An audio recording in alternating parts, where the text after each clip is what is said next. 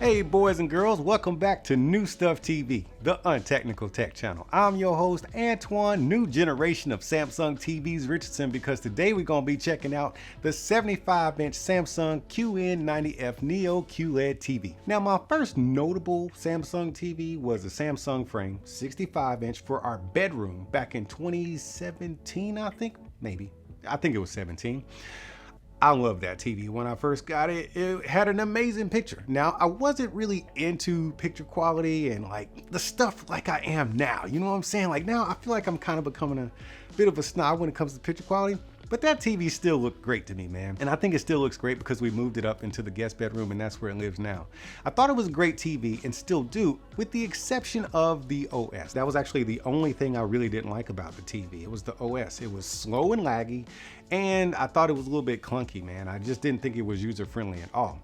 But that is not the case anymore because that was then and this is now. So about 8 years later, I'm getting to spend some real intimate time with the QN90F, and let me tell you, man, this is a new generation of Samsung TVs. So let's get into that interface and the user experience and the OS and stuff like that. So the setup was really easy due to the built-in AI assistance. And if you have a Samsung phone, you can actually use your phone's camera to calibrate it and get that white balance right and everything like that. That's actually the setting I used when I watched all my content, was my personalized setting due to calibrating it with my phone. That's the first ever that I've experienced. I don't know if any other manufacturer is actually doing stuff like that. It's a TV, of course, and it functions well as one. But if you got a smart home and you use smart things and you got a handful of Samsung devices such as phones, tablets, even your watch, some appliances and stuff like that, you can actually aggregate, or you can actually combine all this stuff into your smart home ecosystem, and this will be a hub for that entire smart home ecosystem, or one of your hubs, I should say.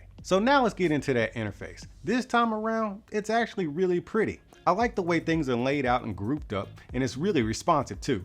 You guys know by now, I cannot stand a laggy ass TV. It's jam-packed with features and apps that connect you to your health, fitness, gaming, and even cooking. You're gonna have to go into your TV and enable these features to give them permissions, but light sensors, motion sensors, and even sound can trigger the TV to come on when you walk into the room. And that way you can see stuff like artwork or, I don't know, content, and even your Samsung daily board if you actually use that kind of stuff. I thought that was pretty cool because, you know, some TVs you have to set them to come on at a certain time and go off at a certain time if you want that ambient experience. But with this particular TV, it senses your movement and stuff coming into the room. So that's pretty cool, Samsung. Now getting into watching some TV, Samsung TV Plus is the star of the show here. They got a bunch of free channels that look really good as far as streaming quality goes. If you're into the other free content apps like Pluto and Tubi, they look really good too. As far as upscaling goes, I don't use cable or satellite or anything like that. I stream literally everything. But while I was watching those apps that I mentioned before, I didn't notice anything that called to my attention, which is actually a good thing. Everything just looked like a solid broadcast. No pixelation, no fuzziness or anything like that. So upscaling, there you go. I watched a little bit of Gladiator 2 and Sinners.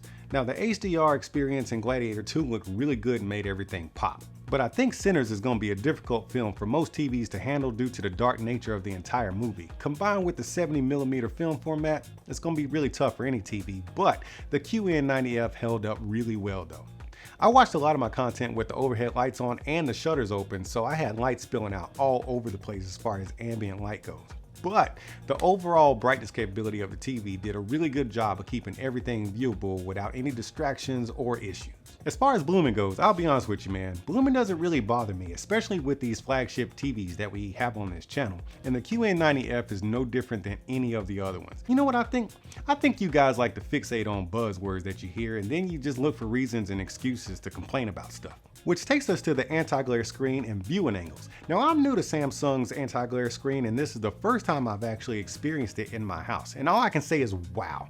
You ain't gonna never see another light reflection in your TV. All you're gonna see is like a bright haze coming from where the light is shining on the screen, but that's when the screen is off, or that's when the TV's off.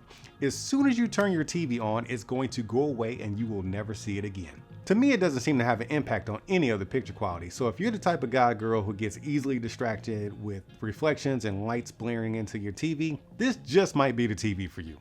Off-axis viewing seems to be really good. However, if you're paying close attention, you might notice a slight wash of contrast when you start moving out to the far sides of the room. But if you're sitting on either side of the couch, which is going to be right in front of the TV, you're going to be just fine and the picture's going to look great. Now once you fire up that PS5 or your Xbox, press and hold the play and pause button to bring up the game bar. That's where you're going to get all your typical gamers goodies like genre and dark detail adjustments, crosshairs, and stuff like that. Now I'm a casual gamer who tends to die a lot when I'm playing first-person shooters, so the QN90F was more than capable of keeping up when I was playing Cyberpunk 2077.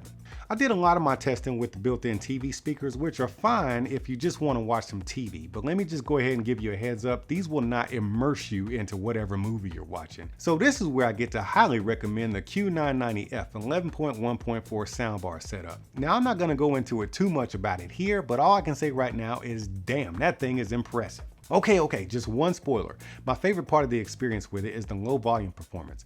It brings out a lot of the spatial details, vocals, and even boomy bass, even when you have it turned down at lower volume levels. Now I'm no expert in this kind of stuff, but what I do know is we need to give Samsung a huge round of applause for the good job they did on this TV. I'm actually more impressed with it than I thought I would be. Now I gotta get on to making that video about the soundbar, but until I see y'all again, keep being good to each other and I'll see you when I see you.